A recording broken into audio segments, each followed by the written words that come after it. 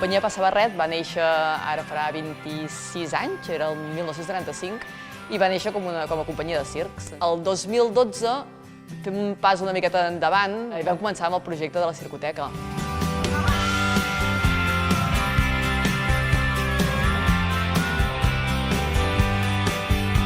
La Circoteca és un projecte molt més integral i ens ha servit realment a arribar on som. Ja no som una companyia de circ com érem aleshores, sinó que ara som molt més.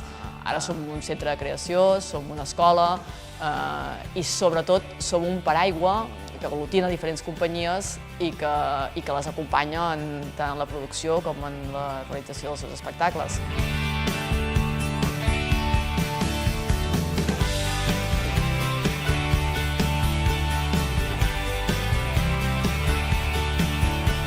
El pas de la Circoteca era obrir les portes a la gent, que realment la gent pogués entrar a la Circoteca i aprendre a fer circ, una cosa que nosaltres havíem fet totalment de forma autodidacta, perquè en aquell moment no hi havia altres maneres.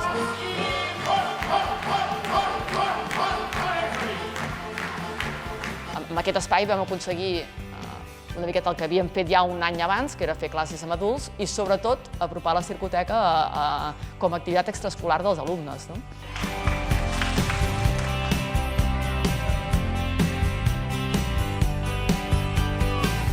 Aquell curs 2012-2013, recordo que potser eren 6 o 7 nens de famílies que van confiar plenament en nosaltres. I recordo alguna frase d'aquelles famílies que ens havien dit «Mira que sou valents, perquè hi ha famílies que porten els nens a anglès, a dansa o a música, però clar, a circ».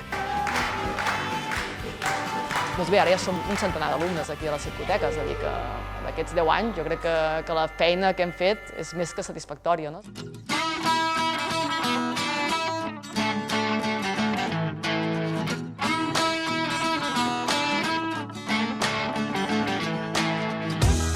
I just aquest any, postpandèmia, hem reformulat una miqueta l'activitat que proposàvem a les escoles amb un espai exterior que tenim molt a prop aquí a la Circoteca, que li diem el Jardinet. Allà hi tenim 2 carpes petitetes muntades, la Ramona i la Tomasseta, i per tant les escoles quan venen aquí venen a visitar el Circ de Valls. El Circ de Valls inclou la Ramona, la Tomasseta i la Circoteca.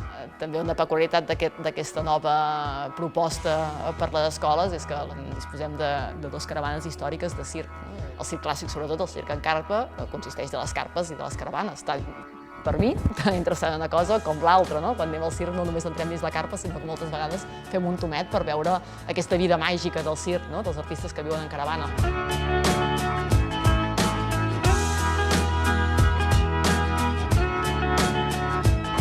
Tots aquests projectes al final tenen un denominador comú, que és despertar l'interès del circ a les persones.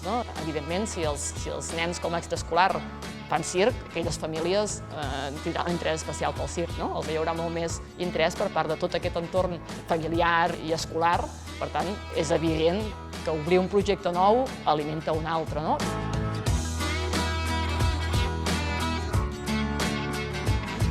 En els últims anys, i sobretot en els moments de pandèmia, hem d'agrair el suport institucional de Ministeri, Generalitat i especialment d'Ajuntament i Diputació. Que vas fent, però quan es necessita és molt agraït veure que tens aquest suport.